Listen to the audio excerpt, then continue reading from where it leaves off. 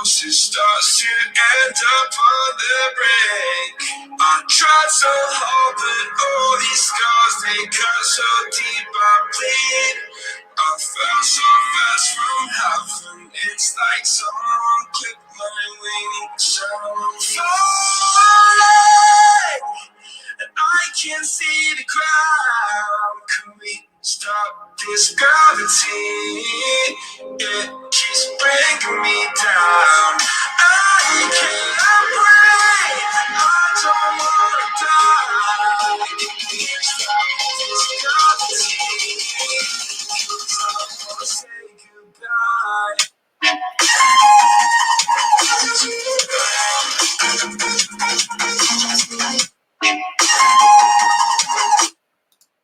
I come just in time to rescue you from that music. Hey, good evening. Kathy Beatty with Divorce Support Anonymous Facebook Live. Thank you for joining us.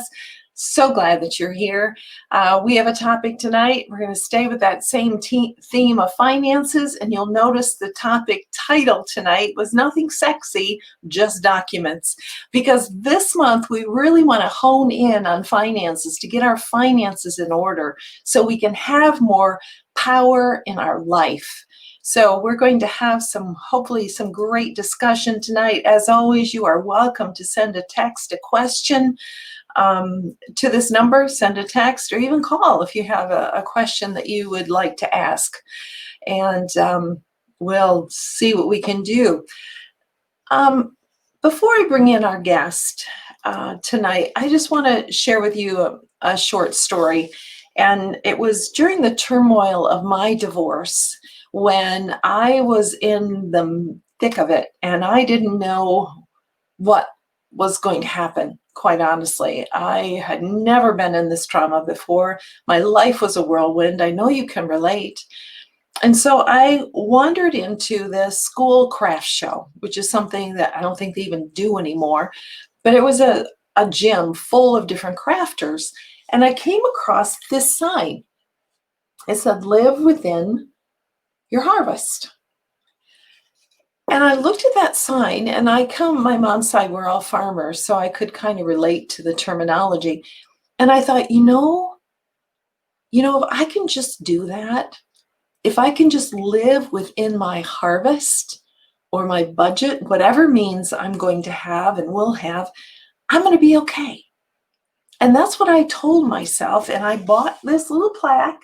It still remains on the top of my refrigerator as a reminder. First of all, God has been very good to me. And there were times when my harvest was very small and times when my harvest was abundant. But if I knew, and I also knew that was God's instruction for me, live within your harvest so you can have control over your life. Reminding again the Bible verse, the rich rule over the poor and the borrower is slave to the lender. God gave us those verses for a reason, for us to remember. And godliness with contentment is great gain. If we can be content where we are, we're going to be okay and live within our harvest.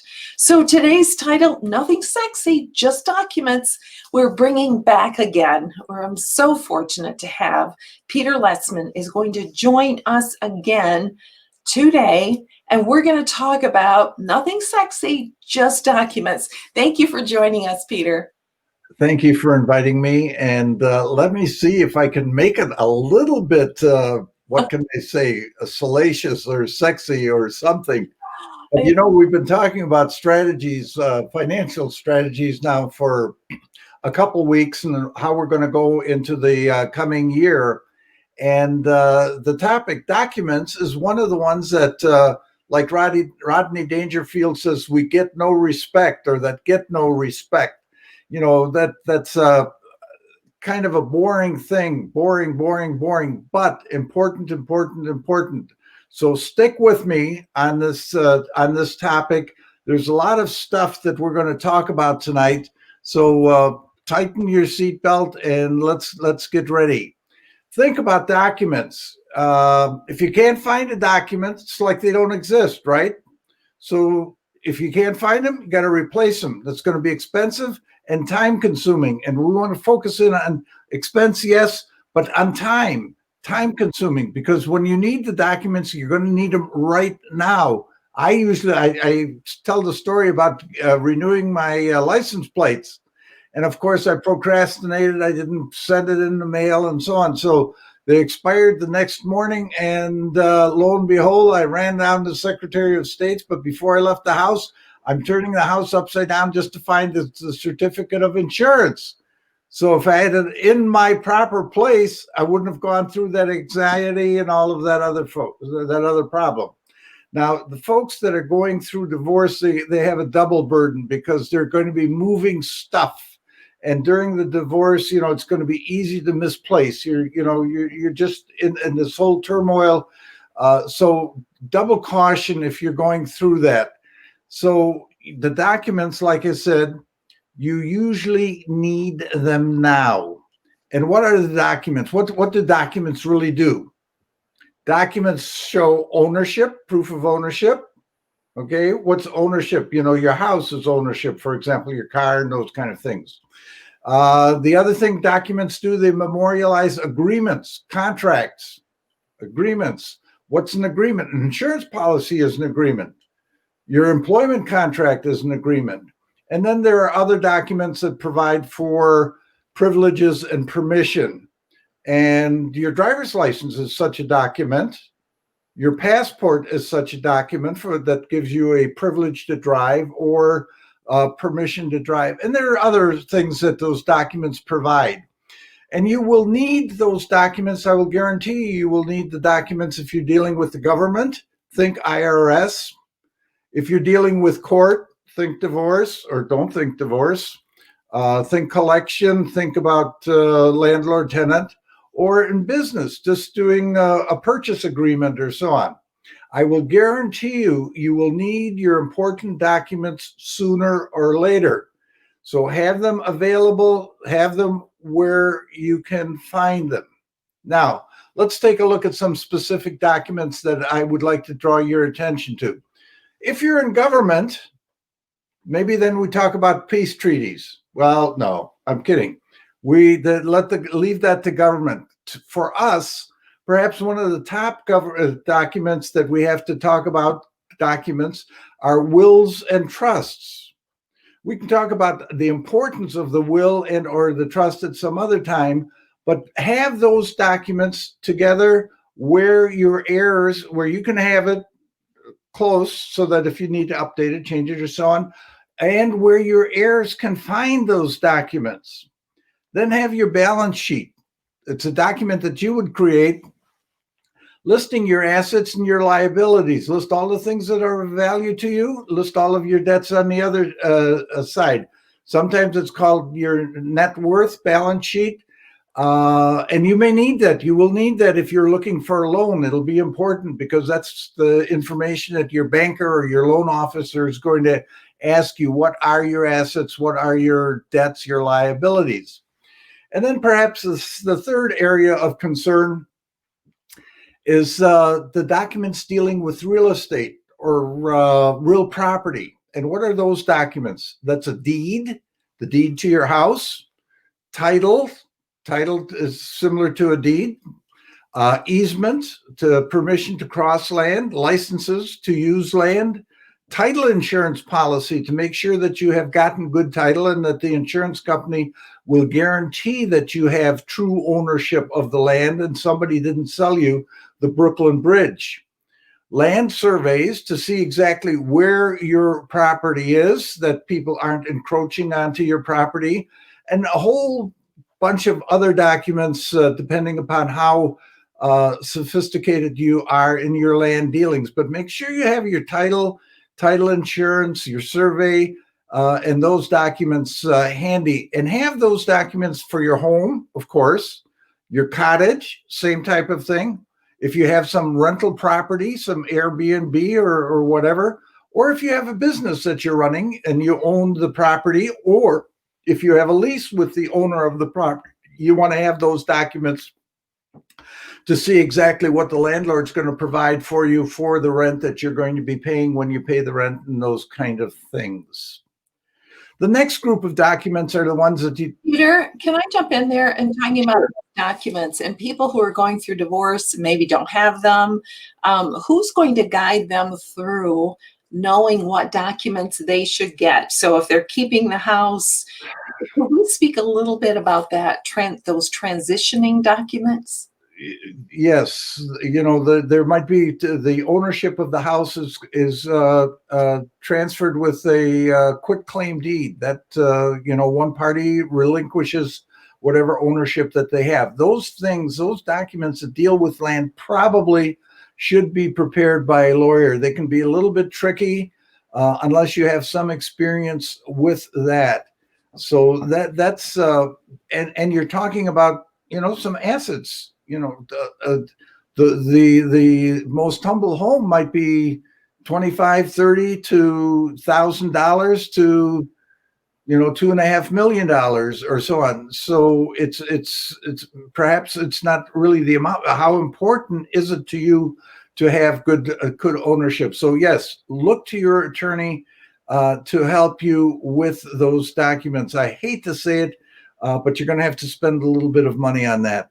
So, is that something that the attorney is going to proactively suggest to you, or do you need to be the one to inquire and have that knowledge? The attorney perhaps should have that checklist of things, but like many other things that what should be done and what actually is done is a different story. It's your property, your transaction. You have to take responsibility, and you should have that checklist of documents that you have.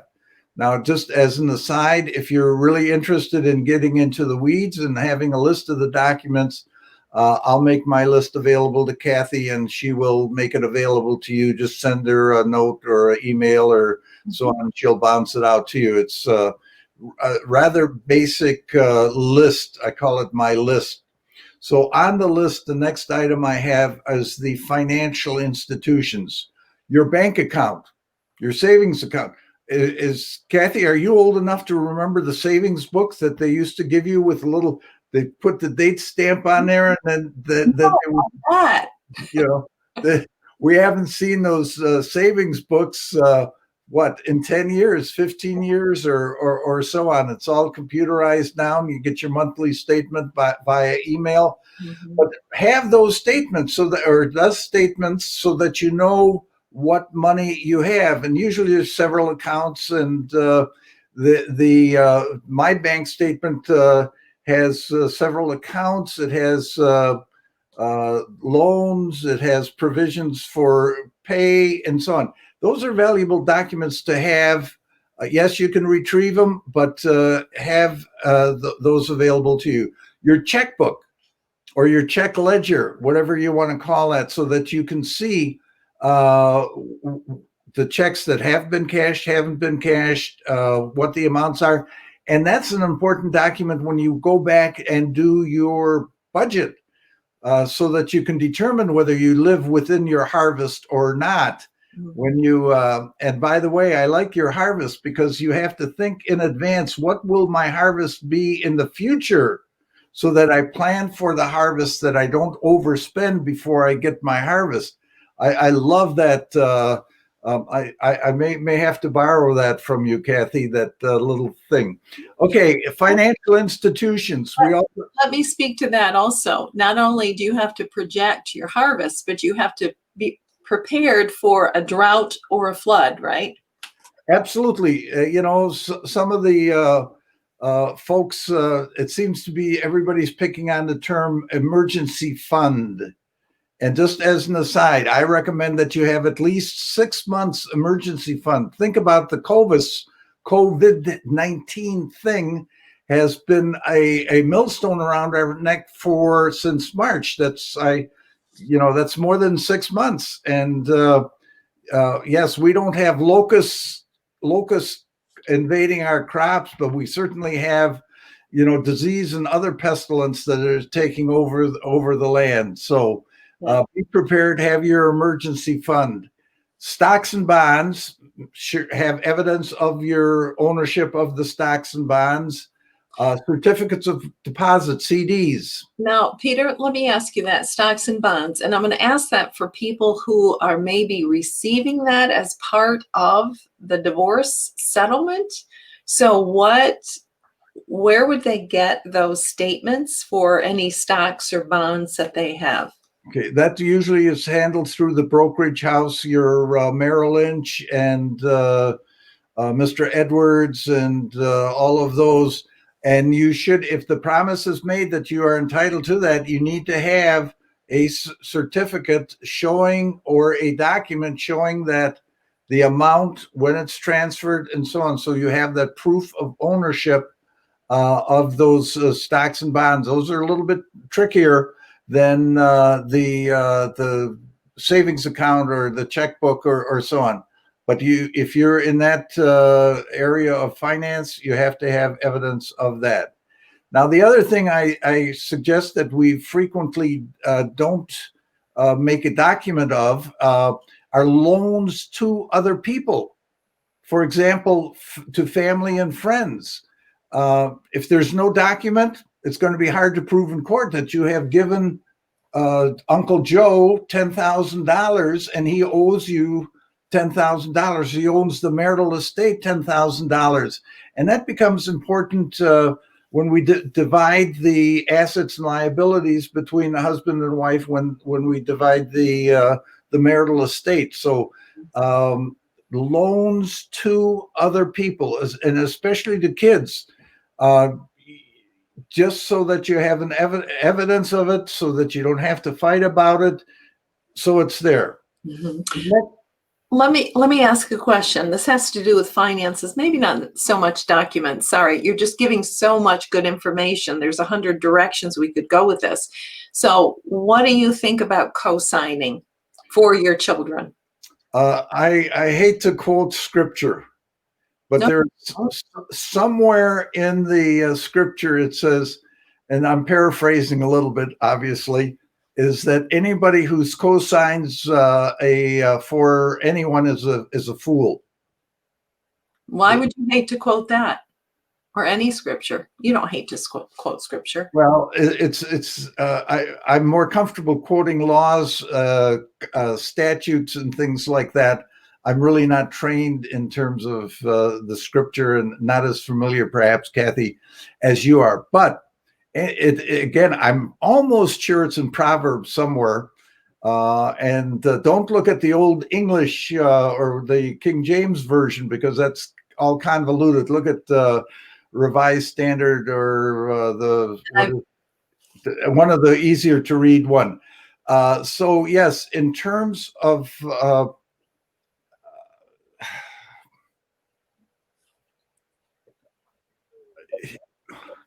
anyway, of co-signing. Co-signing, thank you. Yeah. As a matter of fact, why do you think that people need a co-signer? Well, because the bank or the loaning institution has taken a look at their background and said they are not capable of paying. Mm-hmm. So if you are co-signing with someone, my advice is you're giving them a gift for the loan amount. And if they pay it off, you just have gotten, a repayment of a gift. So, and we do that for our children. We do that for our friends. Sorry to sideline you. I just thought that thought came to mind, and I know how important that is, that we know that we don't co-sign for people. So we should not, but the difficulty is that it gets stuck somewhere here. Mm-hmm. And that the word is no, and you're risking your financial wherewithal. If you have the money to give them, well, then it's not a big issue. But if you're like me, you're in a budget and you're living, modestly, then it's difficult to co-sign for someone's mortgage or somebody's car note or the like. Maybe the answer there is that they should live a little bit modestly, drive it clunker, save up the money, and then do it on your own. There's a little pride of ownership, pride of accomplishment if they do it on their own, especially for your children. So going to the next item on my list, I want to make sure I run through that because we have a lot of stuff to cover tonight, Kathy, and I just want to just give you a flavor of what these documents are. Your pension documents, your retirement accounts, your 401s, your IRAs, and so on. Make sure you have that. And that's super important in the event that you die. How do your heirs know where you have invested, where you have that retirement account? Kind of goes along with those financial documents. Social Security information. There are people in the world who still haven't learned what their Social Security number is, and they have to have that information right.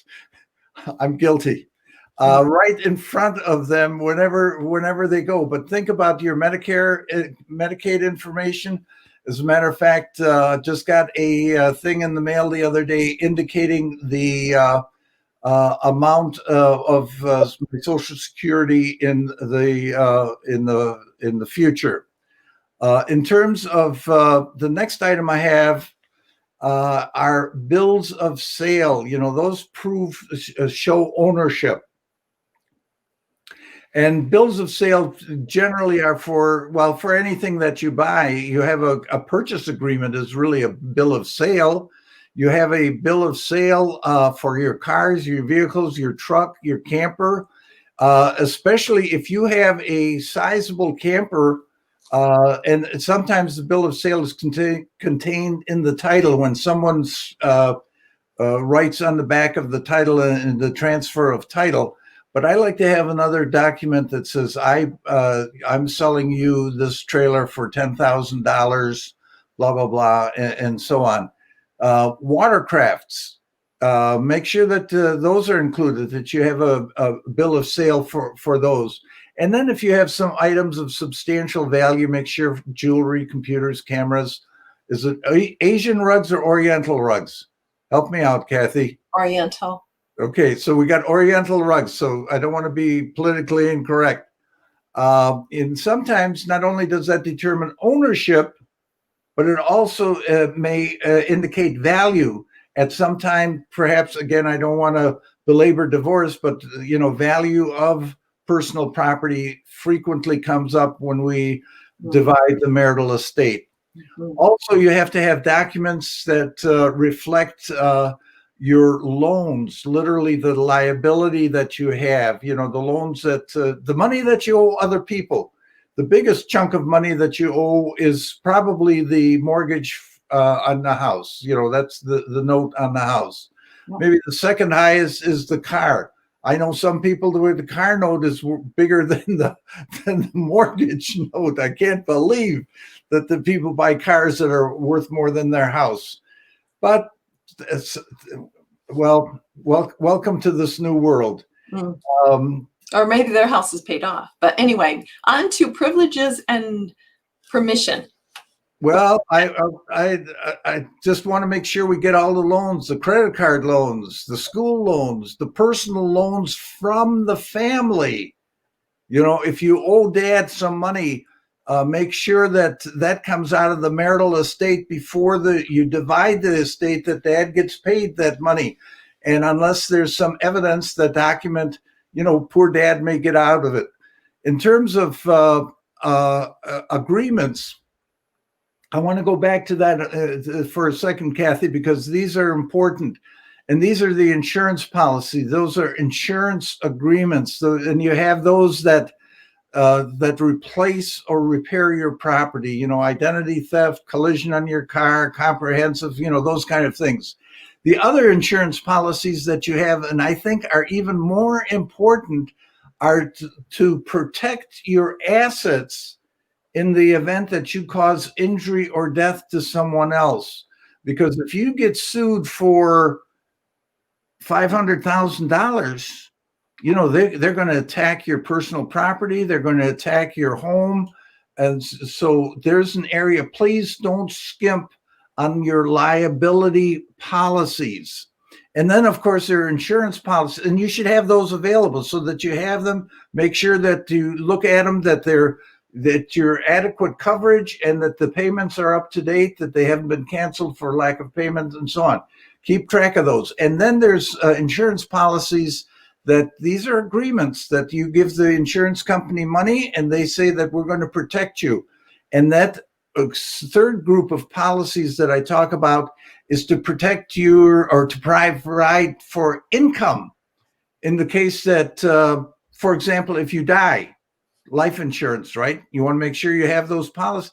There are millions, billions of dollars of uncashed in life insurance policies because the heirs have not been able to find the policy to take to the insurance company, pay me the amount because my father has died or my mother has died. So, and as an aside, remember, we only buy term life insurance, burial insurance, perhaps for the children, disability insurance, health insurance, long-term health care insurance, business interruption insurance, all provide income for you in case of disability. Okay, we need to move on to permissions because we're running a little long here. So can we jump? And we do have that list to provide to you if you want it. So let's jump to privileges and permissions. What does that mean? Yeah, those are those things that are passports. Those, that would be your license to practice law or to engage in medicine. That allows you your driver's license. Those are all things that if you have to prove that you're capable, competent to do that. TSA has a little card that allows you to get onto the airplane without going to taking your shoes off and your belt off, and all of those documents which allow you to do things. Okay. Now, we have this whole list of things, and I'm sorry, Kathy, I've gone on and on and on, but the important thing is where are you going to keep those documents? And I have,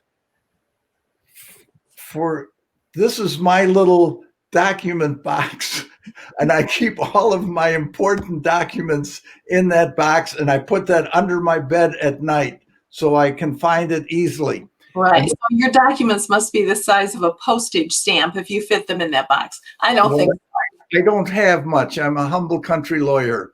But in the old colonial days, they had these. Do you have a document box, Kathy? I do, actually. Let's see if I can figure out how to.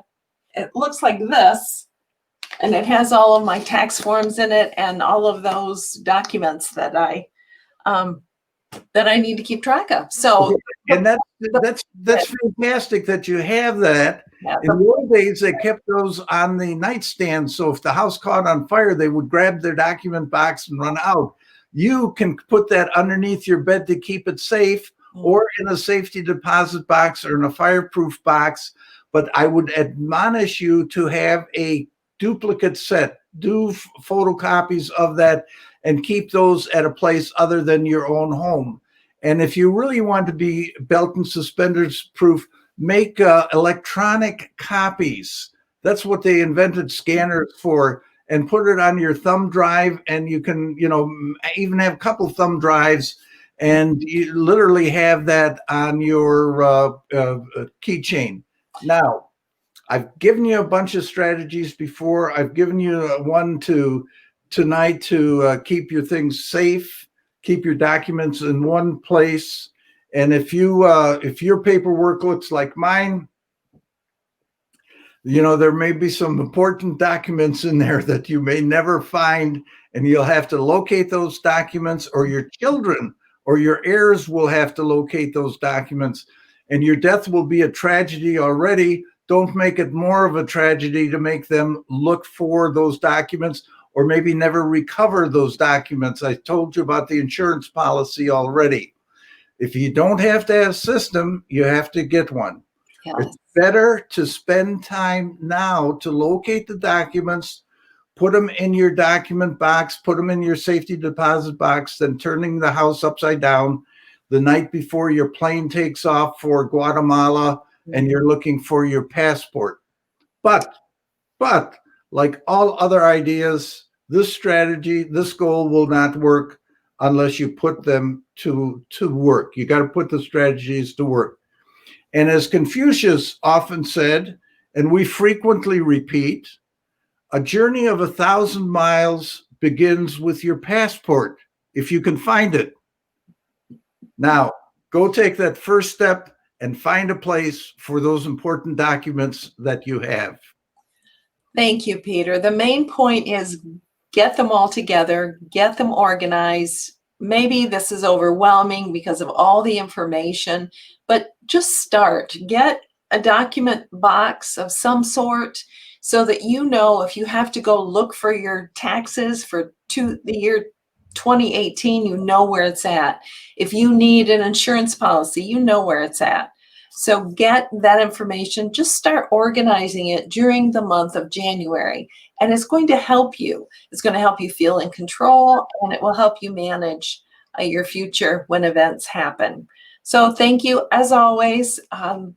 Boatload of information, Peter, and we appreciate you, appreciate your time, and I just hope that people will put to heart. We do have some requests for that list, and I will certainly be sending it out to you. So message me, and I can attach it right onto a message and send it out to you. So with that, we will wish you a good evening. See you next week, which is next week. Is it still January next week, or is it February? No, it's January. Still January 29th. So I'm not sure what the topic is going to be, but we will be here. I'll be here, and we'll be providing hope, direction, and hopefully some real practical solutions for those things that you're going through as you change your life going through the transition of divorce. Thank you again, Peter, for your time. You're quite welcome. And do take that step, even though it's not sexy. Good way to end it. Thank you all. Good night.